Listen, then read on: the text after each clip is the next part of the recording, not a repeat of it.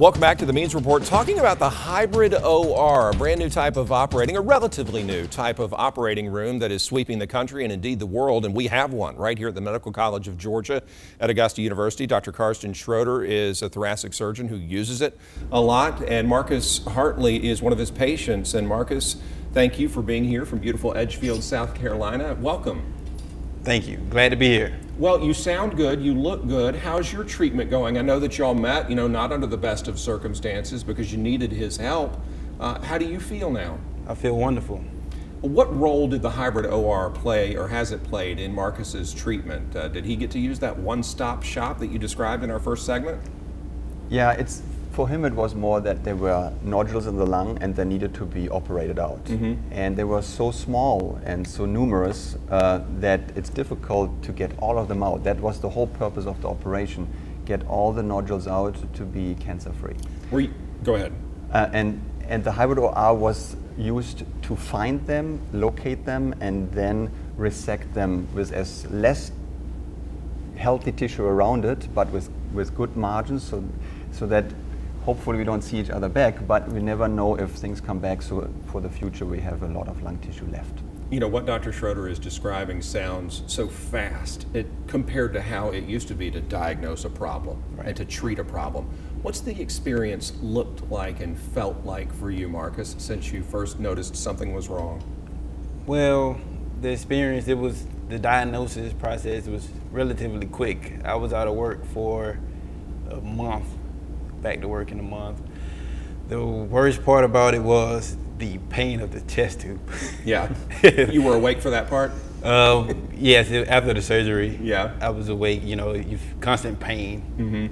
I mean, the medicine, it numbs it, but you still feel it. Sure. It was the worst part of it all, but it was only in for 2 days, 2.5 days. It was out.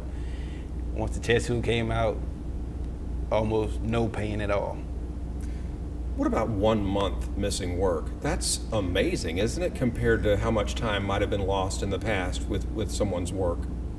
Yes, the surgery we did was minimal invasive surgery. Yeah. That's classic what we do anyway. Unfortunately, the chest tube is the real bummer on this whole endeavor. But again, for Marcus, it was the same. He was diagnosed with these nodules and you had no symptoms, right?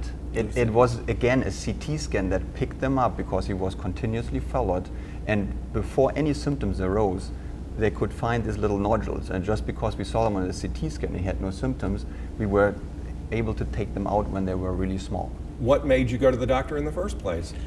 Follow-up visit from a prior surgery I had. And I guess it was surprising to learn of how serious things had gotten inside your body. Yes.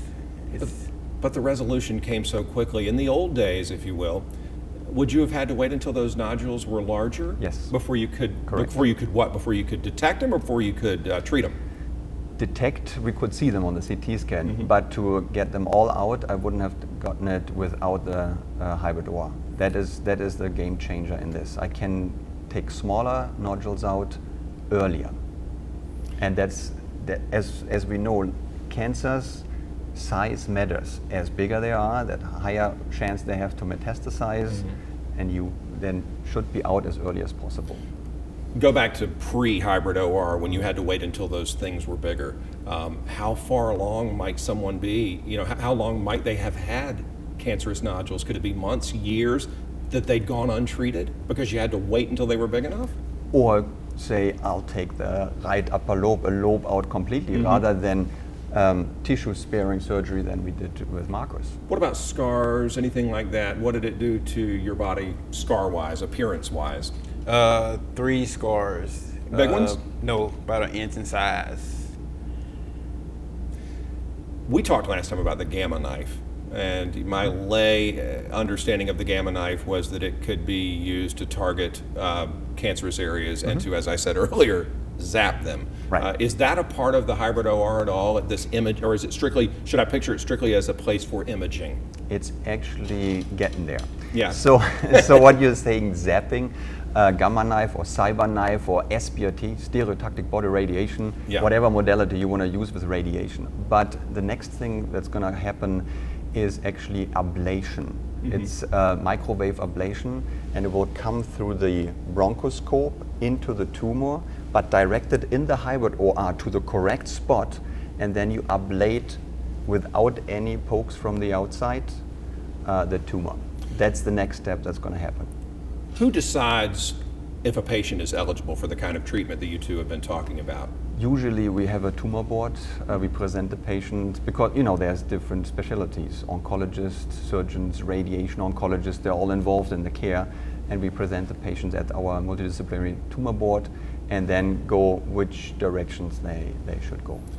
How much have you been able to share your findings with colleagues outside of Augusta, especially when it comes to patient outcomes and some of the things that you've been able to study? I would imagine it's generated interest outside of our town. It has, it has. Just 2 weeks ago I was at the AATS. There was the meeting for the surgical oncologists, thoracic surgical oncologists, and I was invited at a symposium to talk about our findings together with a colleague in London. London means not in the US, but UK. Yeah. And as you know, in the UK and in Europe, you can do more advanced stuff because the FDA is a little different. So, and he was showing some of the stuff with the hybrid OR that's in Europe up and coming. So we both shared the stage for that, and it was very well received. Wow, no, congratulations to you on that. That's incredible, and a credit to you and your team at MCG. So going forward, how much do you think your time will be split between traditional surgery and hybrid OR surgery? Are you going to try to lean more toward the new stuff? It's natural. You know, if you have something that you can treat earlier and do more advanced things, you go for it. So like this, I just had clinic this morning. I booked 3 hybrid OR cases and didn't book any classical. No classical at all? I mean, sure, you know, but that's my, I'm really shifting towards, and time in the hybrid is my new difficulty. You know, listening to what you've said and listening to how early diagnosis has helped Marcus, it might make a lot of people who are watching want to go get scanned just to get scanned, to make sure nothing's growing inside them. What would you say to that? And how do we know when it's time to come see you? So we have a free lung cancer screening. It's on the webpage. I love those, yeah. And that is from basically from 50 years on, smoked about 20 packs, means pack years. That means a pack per day for 20 years. That's a pack year. And they might have some other illnesses, and then they can, until 75 yearly, get a CT scan. And it's very important, we have double the prevalence of lung cancer in our area here than the national average. Why? We have 100 scans and 2 have cancer that we find. In the nation you find 1 cancer in 100 scans. A lot of smokers in the South? Smokers, healthcare issues, you know, we don't have so good healthcare access here, so that's basically it. Smokers and poverty is part of that too. How do you think you got ill, Marcus, if you don't mind me asking? Smoking, anything like that that you can think of? Secondhand smoke? No, I don't think so. Not around a lot of smokers. I think it's more of a genetic. Yes. Sure. Yeah. That was going to be my last question to you, is how does that play a role? How much do genes play a part in whether you're going to have a thoracic issue down the line? Difficult to say. It's so coming. Since we do more and more CT scans, right? You go to the emergency room, you get scans. We find more incidental nodules and work them up, and we find more and more genetic aberrations, and we also find more treatments with this, because often when there is a genetic mutation, there is sometimes a treatment option for that too. But the classic still is 90% of the lung cancers related to smoking. Marcus, what are your hopes going forward? I loved it when Dr. Schroeder said he hopes that y'all don't see each other again on a professional basis. What do you hope health-wise for yourself going forward after this? Remain cancer-free for the rest of my life. Amen. Live long as I can. Well, I wish you the best health, and I can't thank you enough for being here. You look good, and you sound good, and I hope that continues. Yes, sir. Thank you. Absolutely. Marcus and Dr. Schroeder, thank you for being here. Your technology sounds amazing. Your research is gaining attention all around the world, and I thank you for being here in Augusta and putting us on the map. Thank you. Absolutely. Dr. Carson Schroeder, Marcus Hartley, our special guest today on the Means Report.